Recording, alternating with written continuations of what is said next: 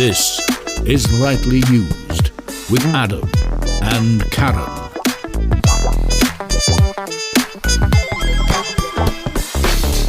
Welcome to Lightly Used, episode 19, I think? Question mark? 20. Episode 20? Already? Episode 20? Yeah. Is it really? Fuck. We'll be at a year soon. That's mad. All right, well, welcome to episode 20 of Lightly Used with me, Karen, and your other lovely host over opposite me across the table. Hello, I'm Clapper. You have to listen to the last Who Takes the Socks Off episode to get that backstory. Otherwise known as Adam. Yes, thank you, Simon and Ross, for having me on episode 50 of Who Takes the Socks Off. And secondary... Thank you. We cryptically teased it. We did. Sorry, I thought Adam was going to say something completely unrelated. No, I was teasing into that. Yeah, so we mentioned briefly, cryptically, not sure if we were supposed to last time, that I was also going to be featured on a different podcast. And I've been given the green light to tell you all that is the A Pint of Cthulu podcast. And I play a big mean baddie that probably swears way more than she should. I mean, I think I do anyway. It's meant to be a Saturday morning cartoon. Yeah, well, it's a very grown-up, hellish, not even Ren and Stimpy post-apocalyptic cartoon. But anyway, they're playing Blister Critters at the moment, and it is good. I got to beat some people up, which I thoroughly enjoyed, and thank you to Matt and the rest of the team for having me on board. I think I am in episode 17, 18 or 19. It's one of those three. Oh, check it out, A Pint of Cthulu, and that's available on all internets near you. Indeed it is. Also from last episode, Crystal Maze. You owe me £10 and I owe you an apology. Shall we call it First of all, sorry for snatching the Maze Master book. It was, you're looking at answers. And I thought, hang on, I didn't also realise you're looking at answers on my behalf. You look at the book. Read all it. And as you pointed out, it was a physical. The answer's not going to be in there. No, it's not. You absolute flute. Apology accepted. You're not getting a tenner.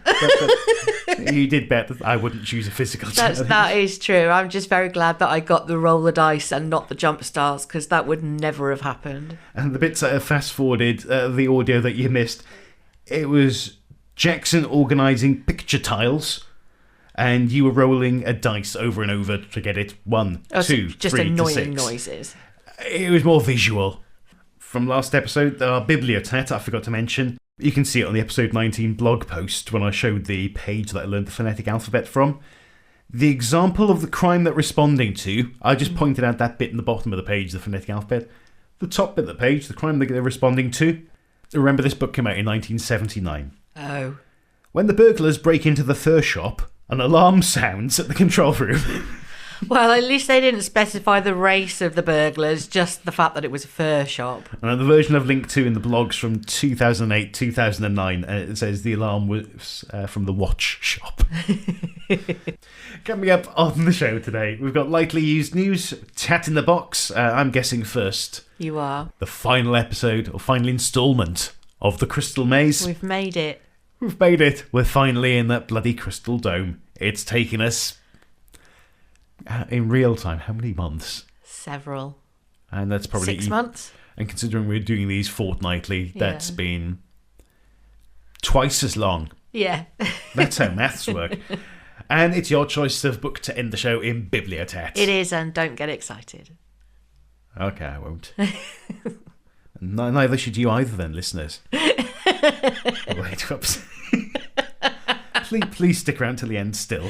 Well, I get excited about it, but you won't.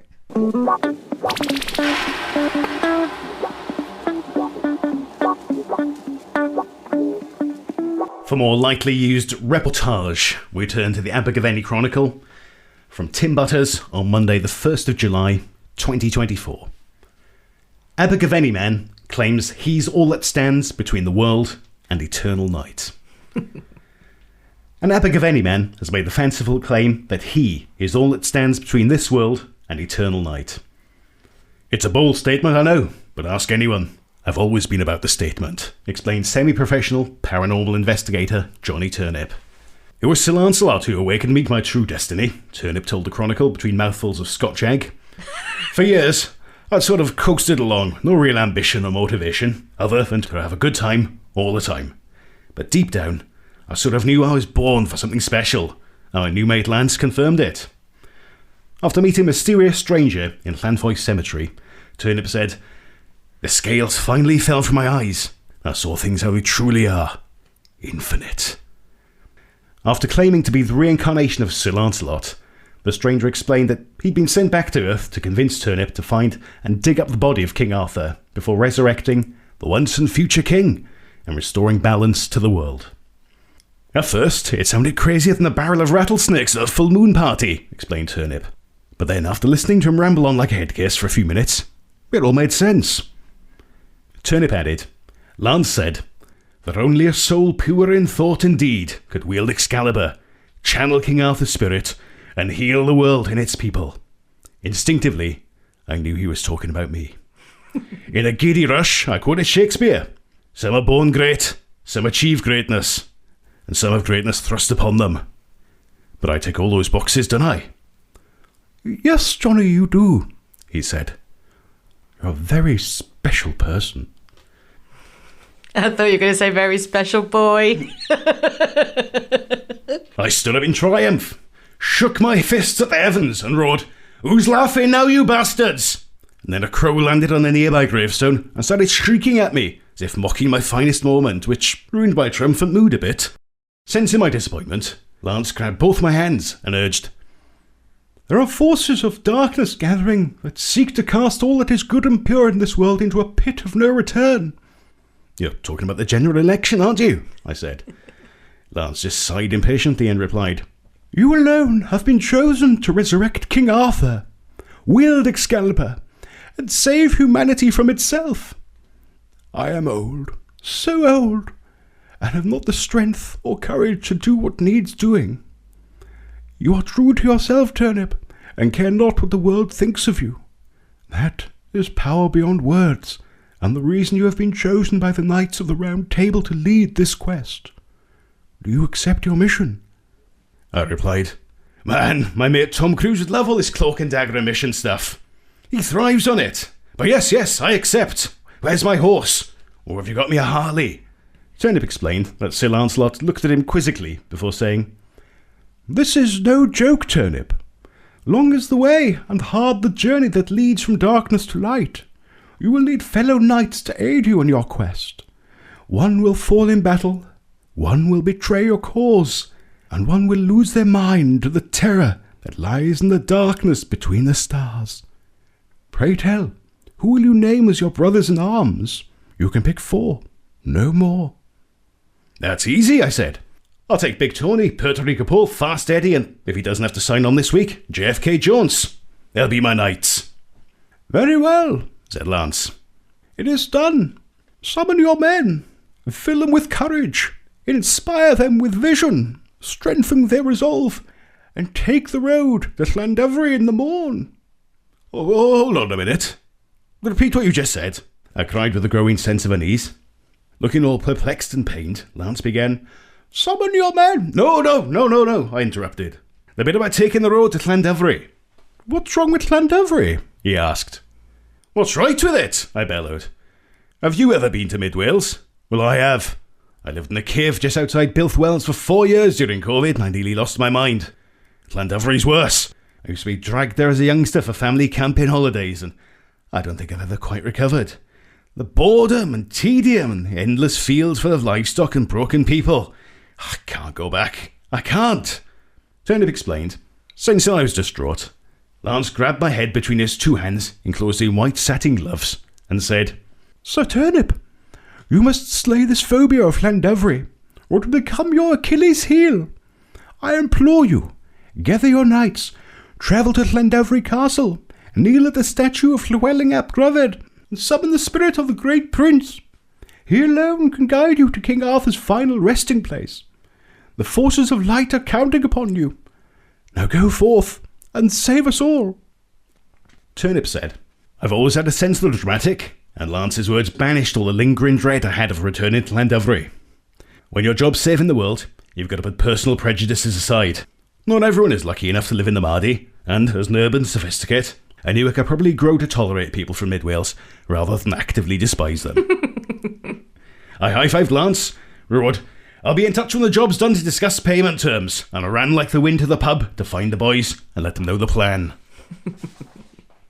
Turnip added, "When I told Big Tony the news, he just looked up from his game of online roulette, shrugged his shoulders and said he'd drive as long as I paid for all the beer," which seemed fair. Fast Eddie was a bit dubious at first, because his only experience of Llandovery had been the bad one with the Duke of Edinburgh scheme the thick kids at school used to do. But when I said there's a bit of sword fighting involved, he jumped at the chance. He's always loved a scrap.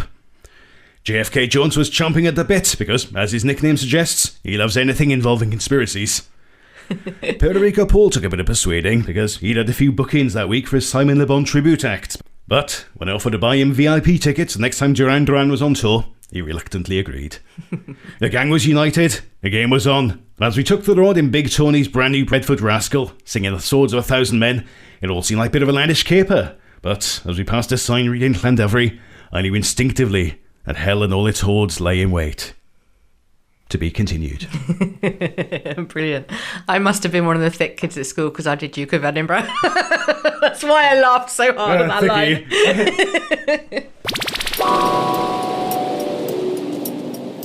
Do you want to play a game? Oh, is this like Saw? Is there an option? No. No, you're all right. You sure you don't want to play a game? Yeah, get off that tricycle as well. It's freaking me out. All right. We'll just do this instead. It's time for Tat in the Box, Tat in the Box, Tat in the Box, Tat in the Box, Tat in the Box, Tat in the Box, Tat in the Box, Tat in the Box. It's time for Tat in the Box. Hey! And it's my turn to close my eyes and guess first. Yes, it is. So close your eyes and put your hands out. The hands are out. Bring your hands together. Oh, there you go. It's quite cold. It feels like it's a board game size box. Mm-hmm. I'm not going to be able to guess the rules or anything from this. No. I can't tell if there's anything printed inside. It's a little bit glossy outside, matte inside the box lid. What have we got here? Don't know if that's going to be... No, that's the mic.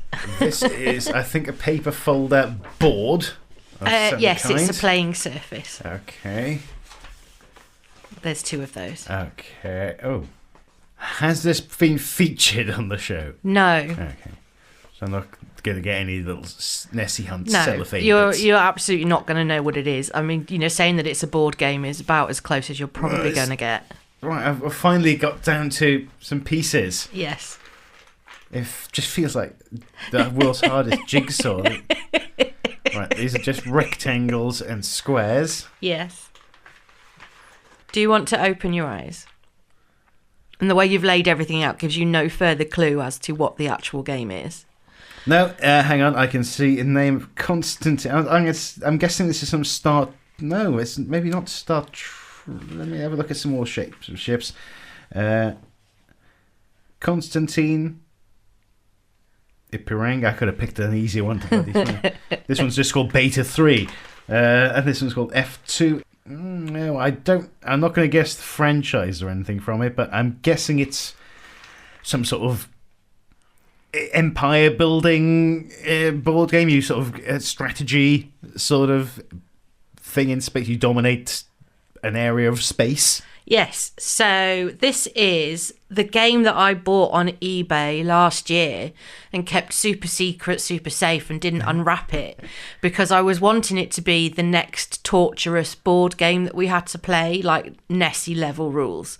But unfortunately, it is missing an essential guidebook. Oh, is it online? I've not managed to locate it online yet, although I have been looking. There's lots of forums, but no one seems to have the actual rule book that I need, which is a bit of a shame. So this is Star Cruiser 2300 by the games designer Workshop. It's from the mid-1970s, I think. As I said, it was an eBay purchase. It cost me £5.98 and the postage was free. The aim of the game, it's a tabletop role-playing game. The two big black fold-out paper bits that you said were a playing surface. Yeah. It's a two-player game, so each player gets one of these fold-out surfaces, and that is your area of space. And the idea is to construct your starship or star cruiser and then test it out in action against the other player. So it's a bit like battleships in that regard, in that we've got an individual playing field. Yeah, that's the one.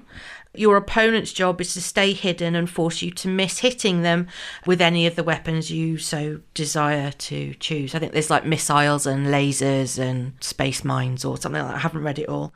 This is classed as a hard sci-fi tabletop role-playing game. The games designer workshop ran from 1973 to 1996. Many of their games are now carried by other publishers, although I didn't write a list down because, as we all know, I'm a lazy girl. The founders of GDW were Frank Chadwick, Rick Banner, Mark Miller and Lauren Wiseman. Now that's Lauren, Loren, so I don't know if that's a man or a woman. GDW published a new product on average every 22 days for over 20 years. So that is an extensive back catalogue. They published role-playing games with fantastical settings, as well as games with realistic themes, including rule sets for 15 and 20mm miniatures during the American Civil War, World War I and World War II. And like I said, if I can find a copy of the book that I'm missing, download it and get it printed, then I want us to bring this into the game section, because I actually think it would be really fun. I'm getting into my TTRPGs, now with my APOC friends and all that. And I started listening to a new podcast today. Shout out to them, Vintage RPG. Oh, new pod nod. Yeah, they follow us on Instagram now, so thank you very much to them. Oh, hello, chaps and chapesses. Indeed. I'm not on Instagram. So no, you're not. I don't know these things. The reason social media is so lax is because it's my responsibility, and I tend to forget about it about 3 days after an episode has been published. Well, I can't be asked at all, so I can't give you any grief for it. So yeah, but anyway, this is my Tat, this is my game, and I really hope that I can find all the paperwork, because I do think it will be good fun. Oh, that must be one of the only missing things. It's even got the game response card in here. Yeah. Please stamp here so you can respond. Let us know what you thought of our game. Send this and you'll be on our mailing list. What made you decide to buy this game? I wanted to torture Adam.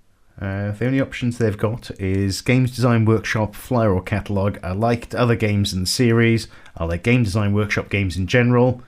I like the information on the back of the box. Oh. Is there information on the back of the box? And hopefully I've got all the pieces in there, so I'll have to... There is information on the back of the box. Right, we'll be taking photos extensively of this. We will snap pics of all of this. We'll snap a few.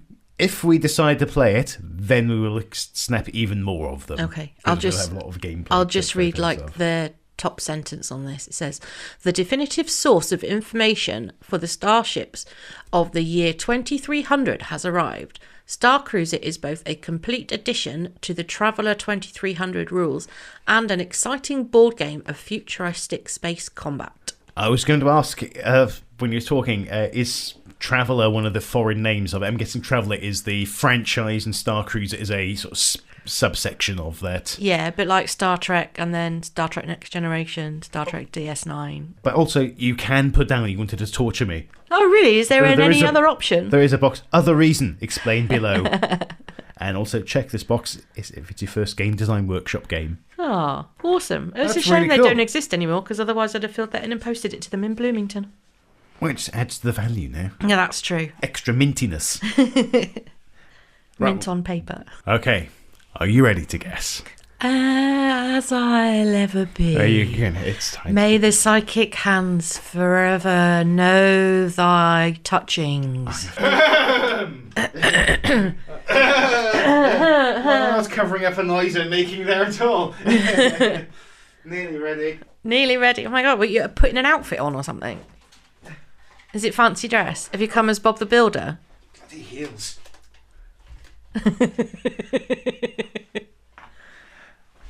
Okay, it's a multi-part, but I will give you 2 out of the 3 parts. It's just to give you an idea. Okay, move your hands forward a little bit. I will slide this between. Oh, hello. There. Slided between my hands. It's not too heavy. It's definitely plastic involved in this. Yep. Moving pieces. Can I break any of this? No. Ooh, that Be opens. gentle. Where your hand was. Oh, no, I shouldn't be helping. No, don't help me. I'm being gentle as instructed.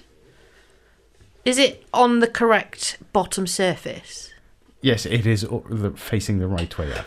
Oh, I think I might know what it is. For the sake of it, before you do anything. Before I do say, This will confirm, I believe.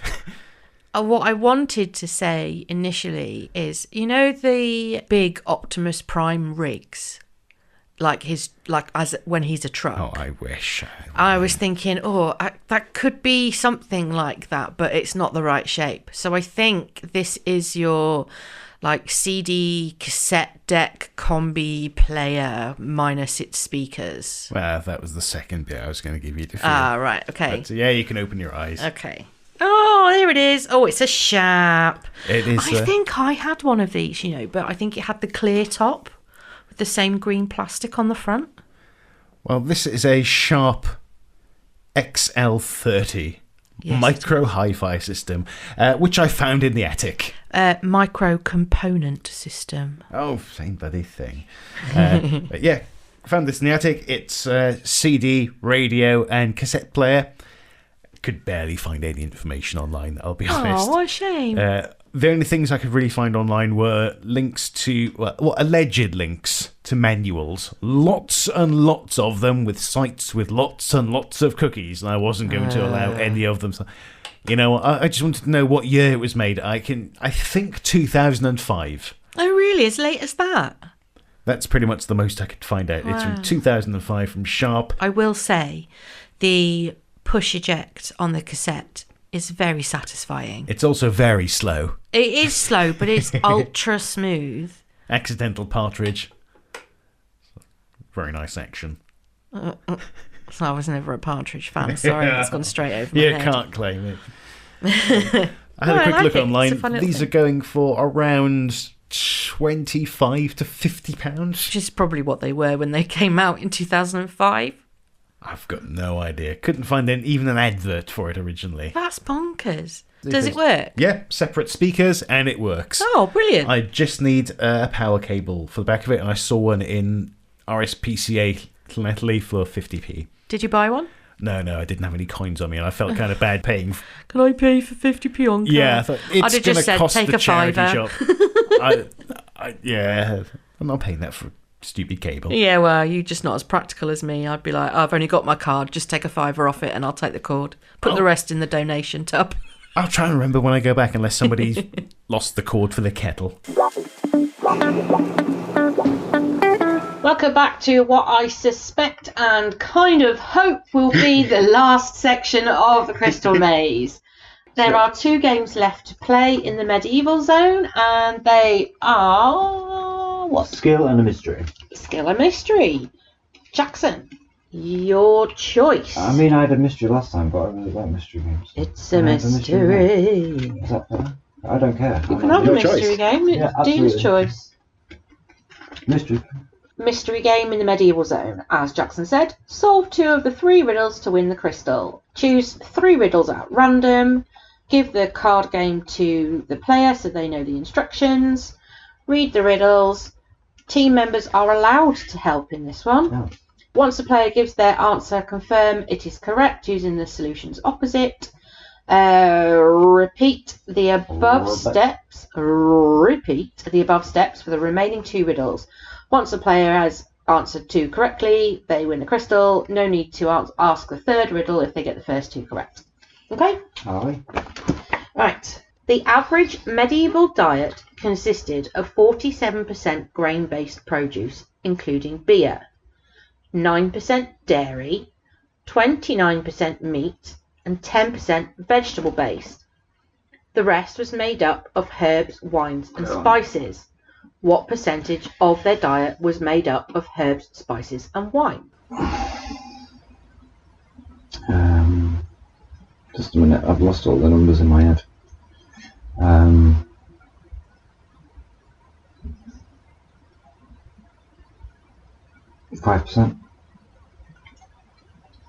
That's a lot.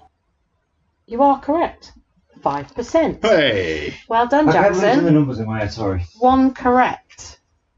Okay, moving on to the second riddle. Right. To celebrate her wedding anniversary, the Queen asked the cook to bake 75 loaves of bread to give out to the poor. The cook had to order flour for the baking. He got 2.5 loaves of bread from each bag of flour. If he already had 3 bags of flour, how many bags did the cook need to order?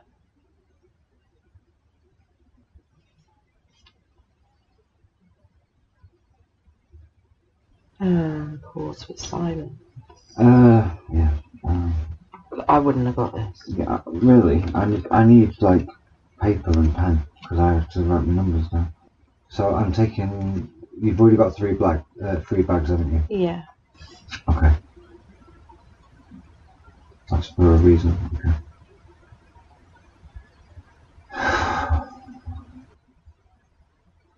$30, right? Yeah. Well, 27. Yeah, I'll give it to you. Yeah, because I That's forgot fine. to take away the 3 bags. It says 30 minus 3 in brackets, Yeah, which yeah, is why yeah, I said yeah. yeah. That's I forgot to take away the 3. Yeah. No, Good it's fine. job. Well done. Yeah. You win another crystal. Okay, cool. Thank you. What game are you playing, Adam? It's a medieval skill game. And what does your card say? Roll the ball over the words in the correct order to win the crystal. Roll over words to win crystal. Roll the ball over the words in the correct order to win the crystal. What you will need: the medieval skill game base, 1 ball, timer, and a crystal. Preparation: place the game base in the player's hands and give them the ball. The player needs to pick up the base with both hands, either side of it, and roll the ball over all the words in the correct order to win the crystal. Roll over words to win crystal. If the player makes a mistake and rolls over a word out of sequence or the ball falls off the base, they must restart again from roll. Well, I'm not getting this crystal. If the ball rolls off the board and cannot easily be found, then one of the other balls can be used to continue. Is it against the clock as well? Yes, it is. So Of just course it is. Okay, I don't know if I'll be able to hold it on this board until you start the clock. you can just hold on to it. Right, are you I've ready? got every faith in you. Come on. So it is. The order is roll over words to win crystal. Ready? You know, even I don't get to start with a ball on the word roll either. No, Okay. because otherwise you don't have to roll to it. Ready? No, but go where Okay. we're going. Turn the timer over now. Oh, that's roll. Balls on the floor. Oh well, I'll forfeit. Just to save time editing. I'm there. It's not. I'm there. I'm not. I know I'm not going to Hang get on. it. What are you going to put in the place though? You've got to do something. No, we'll just skip to the end. Roll. No, that's crystal. Over. That was crystal. Was it? Yeah. That was crystal. All right, I started at crystal. Roll. Over. Words. To. Crystal, Bollocks. Crystal. Yeah. It's Just bullshit. skip ahead, right? Yeah, all right. We're going to the maze. Yay! Let's go to the crystal. Skip. Skip to the end. Dun dun dun dun dun dun dun dun dun dun dun dun dun dun dun. We are now outside of the crystal dome, ready to cross over the wet bridge that one guy slipped on one time in the 80s and made a complete tit of himself. I missed that one. Did you? It'll be on YouTube, I'm It's sure. a good episode. And it might be on YouTube somewhere. Okay, so for the Crystal Dome game, you will need the game board, 130 gold and silver tokens, 4 Maze Master's hands, crystals earned during the game by both teams, and a timing device. Only 1 Master's Maze hand can be used by each player. Count up the number of crystals won by Team A and by Team B. Make a note of their totals. Each crystal is worth 5 seconds of time playing in the Crystal Dome game. Turn over the board, shuffle the cards, chuck them on the board, give each player a hand, and then do a timer for each of them in turn. Once the timer starts, the players must lift the tokens with the hands. Once the token has been lifted up, the player should take it off the plunger and put it in a pile of tokens where they are sat. Players are allowed to check whether tokens they have collected are silver or gold. Silver cards can be discarded but have to be put back on the board face down. When the timer is up, the players should give all the tokens they retrieved from the board to the maze master, who must count up the number of gold and silver tokens and make a note of the totals. Team B then takes their turn, doing exactly the same thing. Winning the game. Count up each team's total amount of gold tokens, then subtract the silver tokens collected from their totals. The team with the highest total wins the game. Okay? Mm-hmm. Well, it'll just be collecting tokens for me. I'm not going to have time to sort any. Have a hand. So do you have to stick the card You to have it? to slap them. And good luck getting them to stick. Oh, right. Okay, so it's not actually Have a guaranteed that hand. you're going to... Right, Get Adam, you get 10 seconds What? in the Crystal Dome. I mean, you could lick the sucker. Yeah. Oh, yeah, but you just licked it without even thinking twice. Yeah, I'll just breathe on the back of mine. Are we They ready? stick to the board, but they don't pick the card up. You've probably made it really static now. Does Right. it count if it lifts? If you pick it up and yes, it counts. Right. Adam, are you ready for your 10 seconds? Yeah. Okay, counting you down. Good luck. 5, Cheers. Good luck picking Four. any up. 3, 2, 1, go! Whoa! Oh, there you go. 5 I'm seconds, grabbing 4 those. seconds, 3 seconds, 2 seconds, 1 second. There you go, pass. And those are the ones I fell on. It won't let me do it because I haven't got your fingerprint. Oh, why wasn't there a stop button there? I don't know. Right. How many did I get? Well, you can have to wait until Jackson's had his turn. Oh, sorry, I thought I put the silver ones back in the board to make it fair. Oh, I don't Because think he- Oh like, yeah, because- 1, 2, 3, 4, I don't 5. think that really matters. Oh, did... I know what colour. Oh, okay, right, I've got cool, 6 right. of them. 6. So I've just got to go Right. Are you ready with a timer for 25 seconds? I'll let you be in charge of the button again, so we shall. Oh, well, that's still set to 10 seconds. So. Oh, yeah. Okay, ready, Mhm. steady, go. It's not doing it. Where's my hand? Do you swap? Am I just not doing it hard enough? Don't know. 10 seconds left. It's not even picking them up. There you go. 5, 4, 3, 2, 1. Stupid. Thank There you go.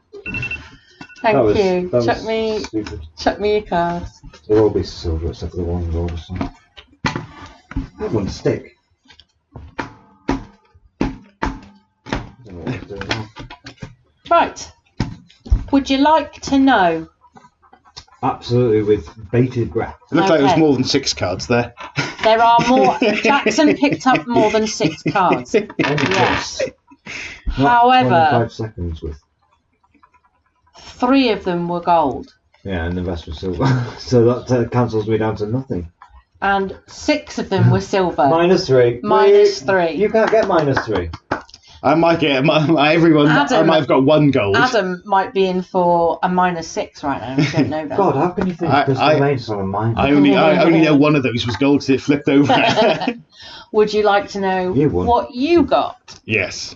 You got 6 gold cards. Really? So in 10 seconds with 6 gold There we cards, go. you beat Jackson by 9 points because he's -3. Yay! I get the pony Well dragon done. holiday. Yay! He hated every minute, but he still won. How does he do that? I don't know. He wins everything. Every game. He's a cheating. And he hates them. I know. He hates playing games and he always wins. That's so fun. Well done. Well done. Well done. Oh, that just stuck to each other. I blame the props. I couldn't think of any more. There we go. Excellent. That was great. Well done. Thank you for coming around and completing your game with us.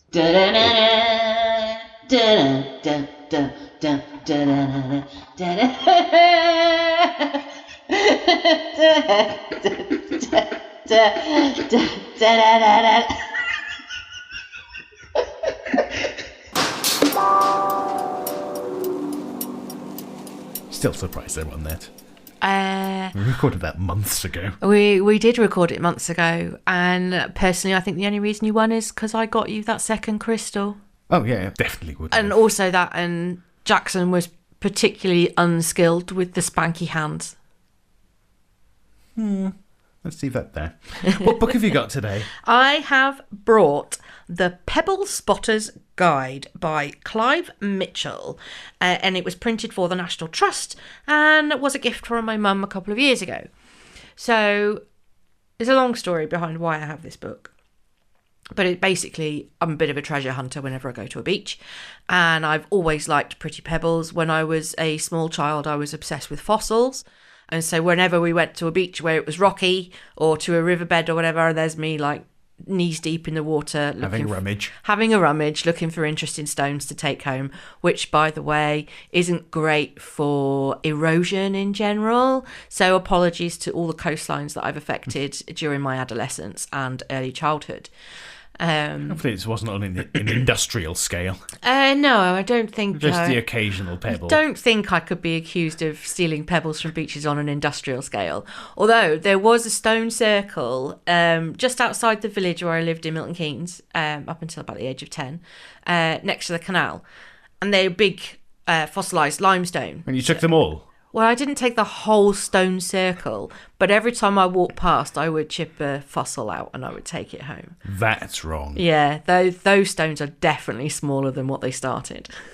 Yeah, I think you owe them an apology. Sorry, and a few stones. fossils. Well, I'm going down there this weekend, so if I see the stones, I will apologise to them, and I'll try very hard not to steal some sort of crustacean in stone form. You need to super glue those trilobites back. I don't know where they are. I lost them years ago through one of the many house moves that we went through. Sorry. I'm a horrible child. But anyway. You need to do some voluntary archaeology. Do you know what? I did 2 Community years. service I archaeology. did 2 years of archaeology in university, and not once did I get to dig any fucking thing up.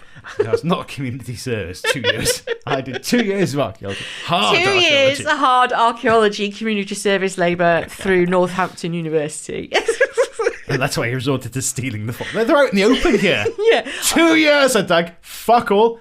You're taunting me here. You got a pillar, a circle full of the fuckers. Right there in the open. I also quit that degree, so I'm not a qualified archaeologist at all. How many specimens did you take after you quit? On the way out? I didn't take anything from the university, except maybe a bad attitude and a penchant for spending more money than I earn, as is the student's life. I think my stone and fossil collecting has reduced somewhat since my magpie childhood, but I do have a small collection of interesting finds that I've come across along Swansea Bay and Bracelet Bay over the last sort of 5 or 6 years. And I've got a particularly nice hagstone that I like. Nice. And there is actually a bit in here about hagstones, but I'll spend forever going through. But it's a lovely little, slightly smaller than A size, like pocket book. Every kind of pebble they talk about is illustrated, so I'll send you some pictures of the inside for the blog. It goes over lots of different types of stones, and there's a nice little introduction by Clive Mitchell, I think. Did I say it was Clive Mitchell? Yeah, Clive Mitchell, who wrote the book, and he's a professional geologist. Apparently most professional geologists like looking for pebbles as a hobby.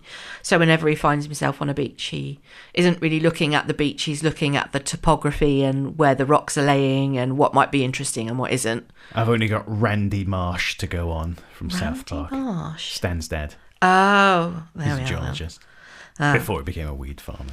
But he does go on to before he became a weed farmer. The series went in some weird places. Okay, fair enough. So he does give a really nice little introduction and says that, he's been working in geology for over 50 years now. And basically, there's a bit of an argument over what the difference between a stone, a pebble, and a rock is. And he says, a pebble is a smooth rock that fits neatly in the palm of your hand. So a pebble can still be a very small stone to a large rock, depending on how large the holder's hands are. Yeah, so somebody can have a rock, but you give it to your kid. Yeah. And it's a boulder. But it does specify that any rock between 4 and 64 millimetres in diameter is pretty much a pebble. Anything smaller than that is whatever something is smaller than a pebble, and anything over that is, a stone or a rock. Does it go down to gravel? And dust? Not in this. Not in this particular book. Sorry. It's not the gravel spotter's guide. I wish I'd put some little tabs in pages with pretty rocks on. Does it say how big the scale goes up to? No. Oh. I told you to 64 millimetres is a pebble, but they doesn't specify what a stone is, what a rock is, and what's bigger than a rock. Boulder is. It doesn't give particular scales on those, unfortunately. It might not be boulder, that's what I wanted to know. I see. What does it go up to? So this one goes up to boulder. Boulder in Oregon. Is Boulder in Oregon? Colorado, certainly. There's probably a few. I think it's the place where the last Blockbusters still exists. There's a Blockbusters, well, there was a Blockbusters there back when Christian O'Connell was doing the breakfast show on Absolute Radio a million years ago. I know there was one in Alaska as well that must have closed because John Oliver donated a bunch of shit to them. Oh, really? So the one in Boulder, last I heard, was run by a mother and son, and they've got a Blockbusters museum out the back, and then they still rent VHS and DVD from the front of the store. Is it easy to know where the shop ends and the museum starts, being a Blockbuster museum? I've never been. You can rent these videos, not these ones. These ones are for display purposes only. Notice the blue and yellow tape across the door. These videos are for looking at, not looking at. But aren't all videos for looking at? No, just looking at. Just looking at. Not actually not looking at. You can look at these ones, but you just can't look at these ones. Yeah, right, okay. Crystal clear. I was going to tell you about the Picts in Scotland and how they used pebbles between AD 200 and 800 as art and currency, but you keep distracting me with things about Blockbusters and I thought I was filling because you're rummaging. No, you were. But to be honest, I'm done rummaging. I was just filling for time. I know. I genuinely thought that said guacamole slice then. But it actually says gluconitic sandstone. You were close. To a glance. This pebble's glory is its deep olive green colour. Try to ignore the fact that the colour comes from fossilised dung. I didn't know that. It's poo. Is it coprolite? Fossilised poops? Coprolite? Yeah. Yes. Let's see if he says. Okay. Guacamole sandstone, also known as green sand, is a sedimentary rock mostly made of pellets of the green clay mineral gluconite with some quartz and clay. Gluconite is formed from the fossilised faeces of trilobites and other animals that lived at the bottom of the sea. It's been used as green pigment in painting since Roman times, and also as a fertiliser because of its high potassium content. Gluconitic sandstone is typically olive green but may also be red, brown or grey in colour. Its surface can be rough to the touch or smooth like clay, and it may have layers or fine laminations. So if you're looking to make any of that Dubai chocolate on a budget, that's a good starting point for green. It's green, yeah.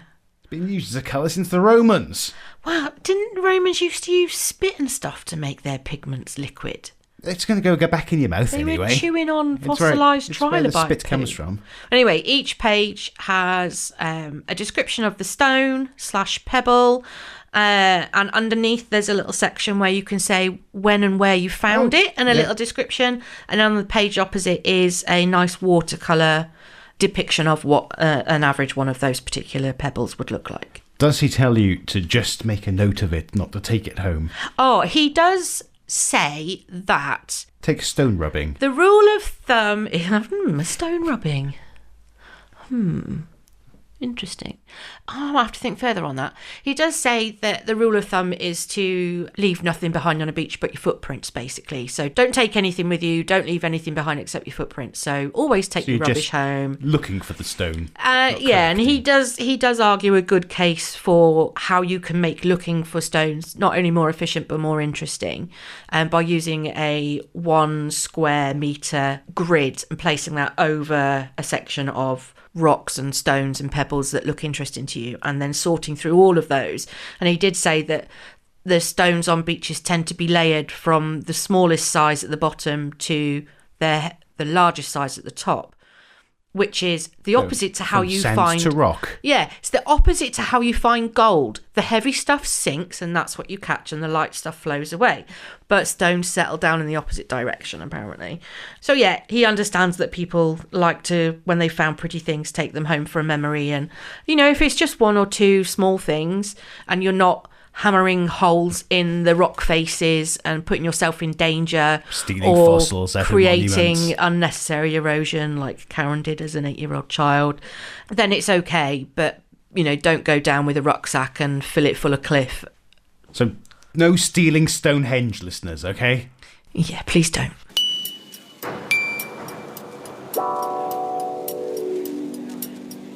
But you or me? That was me. Did that get picked up on the mic? I don't think so. Just I don't know if I heard it even in my headphones or just with That's my really actual fun. ears. You have to wait. We have to wait for playback. Okay, we've made it to the outro section. Thank you, everyone, for listening to us, particularly me, ramble on in the Bibliotat section. They're a bit daft. That's why they listen. I would hope. I mean, if any of you have got an opinion on the things that we talk about, the things that we say, feel free to get in touch with us via many social media outlets. We are on Twitter at _lightlyused, although that is our least monitored account, as Adam has just said. We're also on Blue Sky, and we are on Instagram at _lightlyused. And you can also find me personally on Instagram at foodmoon. If you want to send us an email and complain, compliment, send abusive jokes to, the email address is, Adam? pod@lightlyused.co.uk. Excellent. Was it because I was looking away and you thought I wasn't listening? No, it wasn't. I was genuinely going to put you on the spot the whole time because I couldn't remember what it was. So that's why I asked you, because I genuinely don't know the email address. Once again, thank you to Who Takes the Socks Off for having me on as their special guest for episode 50. And thank you also to A Pint of Cthulu for having me on as one of their mean boss characters in their Blister Critters season 4. Season 4. I was going to come up with another word after season 4 then, but it's gone. Season 4. Not the finale. Not the finale. Not the big boss. I am not the big boss. boss. I am not the big boss. I'm looking forward to this. Obviously don't have enough cool points to be the big boss yet, but maybe one day in the future, who knows. But yes, thank you to all of you lovely people. Thank you to all of you lovely listeners. Adam, do you have anything you want to say? I was going to thank A Pint of Cthulu and Who Takes the Socks Off. Thank you, collective guys and gals, for looking after you and making you feel so welcome. Yeah, they really did. All of them. Yeah, they were Thank lovely. you for listening. Tell a friend. Yes, tell a friend. And find us at lightlyused.co.uk. All the blogs and photos for the show will be on there, as well as an episode player. Adam does all those clever uploads. I just look and admire and think, oh, isn't he a clever boy? So yeah, please thank him for his hard work, because like I say, all the time, all I do is turn up and talk shit. We are part of the Studio Channel 84 network. Thank you very much to Tom and Rob for having us. You can check out The Variety Show, The Untitled Sci-Fi Show, and also Who Takes the Socks Off, plus their mini-series spin-off Socks On or Off with Ross and Simon. You can find them at channel84.co.uk. Adam and Karen have been lightly used. Visit lightlyused.co.uk for more. To get in touch, email pod@lightlyused.co.uk. To be fair, I've never been into watches at all. No. To specifically look for our watch shop. They seem like a Don't waste of sell time anything to else. me. Ha ha ha ha. Sorry.